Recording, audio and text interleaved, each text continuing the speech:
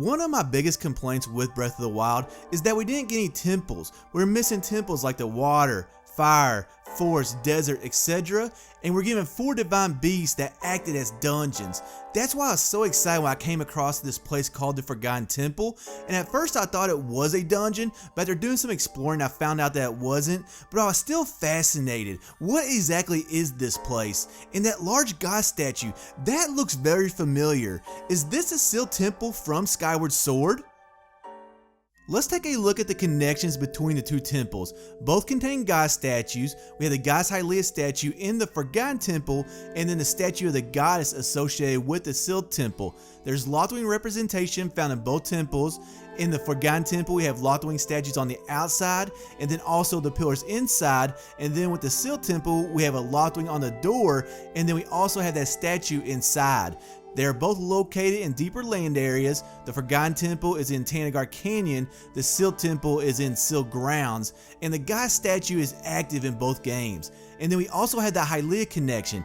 As I've already said, with the Forgotten Temple we had the goddess Hylia statue, and then the Sealed Temple is formerly known as the Temple of Hylia. Really, that's about it. So folks, I'm just going to come right out and say it. The Forgotten Temple is not the Sealed Temple. The Forgotten Temple is at the northernmost end of Tanagar Canyon, and then the Sealed Temple is by Faron Woods in Skyward Sword. So the Forgotten Temple, obviously by looking at the map, is very far away from Faron Woods. The Sealed Temple most likely lies underneath the Great Plateau or Lake Hylia due to its proximity to Lake Floria and other elements of Faron Woods. Now according to Hyrule Historia, it's thought that the ancient sage Rauru built over the remains of the Sealed Temple a new Temple of Time that is found in Ocarina of Time. They both have a similar layout. The Master Sword is placed in a pedestal behind a large pair of doors. So for the Forgotten Temple to be the Sealed Temple, the Forgotten Temple would have to be built over the Temple of Time from Ocarina of Time. I just don't see any connections there. Now, is this the same Temple of Time in Breath of the Wild that we found in Ocarina of Time? I don't believe it is, but that's a different theory for a different day. Now, let's get away from the whole location Hyrule aspect. First off, the statues are different sizes. Yes, I know that's kind of a Mr. Obvious comment. The god statue is inside the Forgotten Temple, while with the Sealed Temple, the god statue is outside, and that god statue and the Sealed Temple face each other, and it's just not that way in Breath of the Wild. And then when the Isle of the Gods rejoins the Sealed Temple in Skyward Sword, we have a completed ceiling that has markings of 6 medallions. Those markings of 6 medallions are not found in the Forgotten Temple, and the Forgotten Temple is so much larger than the Sealed Temple. Some might argue that there were renovations to increase size, but usually with renovations, not always, but usually, you still see some representation of the original. No part of the Forgotten Temple looks like the Sealed Temple.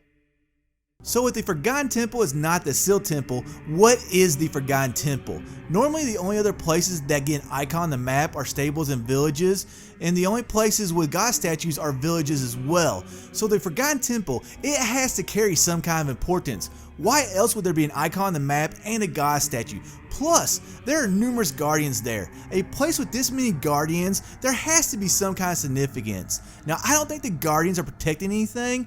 I just don't think they want anyone to come in. I believe this is where the 4th goddess was hidden, and she was hidden so she would be forgotten, hence the name, the Forgotten Temple. It was built by the other 3 goddesses, in my opinion, knowing that it would house the 4th goddess. And when it was built, it was called the Forgotten Temple. It did not acquire that name later on. After the completion of the Forgotten Temple, the goddess is covered up with earth, so it's underground and out of sight. And then it was found during the excavation of the Divine Beast 100 years ago, and after excavating the Forgotten Temple, the Sheikah monks started to worship the 4th goddess here. Why did they worship here? It provided the only known connection to the goddess Hylia, and we see this connection with the goddess Hylia throughout the shrines. This is why the Hero of the Wild set appears at the Forgotten Temple after completing all the shrines. And the only other places where we see a god statue and a blessing shrine in the same place are at the Springs of Courage, Wisdom, and Power. The Forgotten Temple being in the same format implies that it is somehow connected to the Triforce. Also interesting, and I found this very interesting, is the 4 trial monks on the Great Plateau had their hands forming a triangle, and then one of the monks has a triangle upside down, and that triangle would fit into the missing triangle part. You take the obvious importance signified by the icons on the map and the guardians defending the temple, the 4th goddess, a similar format to the blessing shrines at the springs of courage, wisdom, and power, and then the monks' hands forming triangles, and that 4th one being the upside down triangle that fits right in the middle. It becomes apparent that the Forgotten Temple proves the Tetraforce exists. So if the Tetraforce exists, what goddess was located in the Forgotten Temple?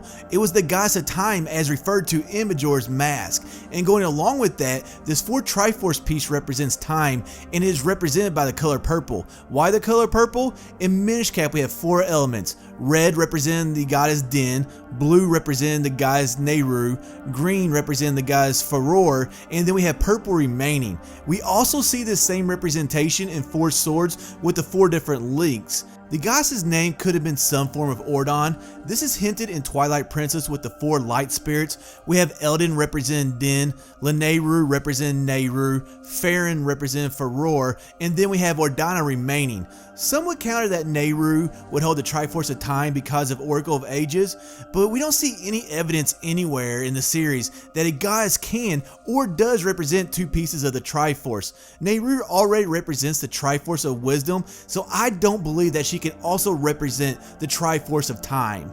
This 4th piece, the Triforce of Time, baby, this thing is powerful, and that's why it can sometimes be associated with evil. A good representation of this is a comparison between the Shadow and Light medallions. The Shadow medallion has an upside down triangle representing evil, and the Light medallion has 3 triangles representing the Triforce or good.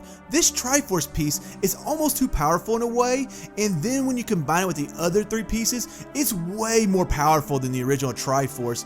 And then here's another interesting connection. In Ocarina of Time's Hylian Shield, there's a Lothwing guarding the 4th piece, the upside down triangle, and then there's Lothwings outside the Forgotten Temple. And then also, if the Tetraforce doesn't exist, why do we keep seeing the number 4 in Zelda? We have 4 Spirit Orbs to increase stamina or health in Breath of the Wild. We have 4 fairies in Breath of the Wild.